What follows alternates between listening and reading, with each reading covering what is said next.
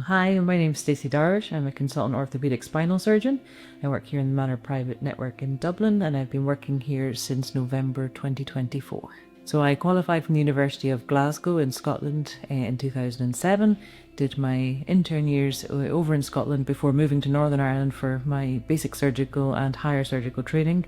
and then proceeded on to two fellowships in spinal surgery, one with the National Centre for Deformity in Edinburgh, and one down here in Dublin, just on all aspects of spinal surgery, including robotics and technology. So I treat all aspects of adult spinal pathology, from cervical through thoracic and into the lumbar diseases. And my main interests really are in sort of degenerative disease, with looking predominantly at cervical and lumbar, and my real love is with evolving technologies, so I'm very much interested in robotics and navigation. So spinal surgery is a rapidly evolving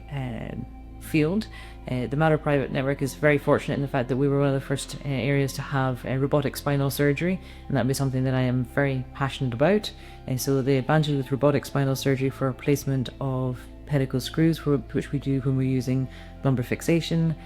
or when we're doing sort of cage placement, particularly within the lumbar spine, it makes it much safer for patients, allows us to get a much better outcome, and that's what our main aim with it is. So one of the most common things that's referred to me honestly would be back pain, which is a very, very common condition, and most of us will suffer from back pain at some point in our adult life, and thankfully the majority of it is absolutely benign and nothing to worry about, and doesn't require any intervention from me as a spinal surgeon. So we're obviously very happy to see anybody to provide that reassurance, and we spend a lot of time in the clinic going through results of MRI scans and just explaining what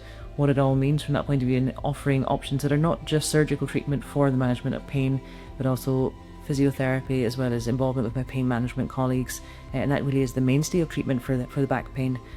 Lots of people come to see me not wanting an operation, and that's very normal and very sensible, because people have fears around surgery, and we spend a lot of time trying to alleviate any of those fears if we decide that we're going to proceed down the line of surgery.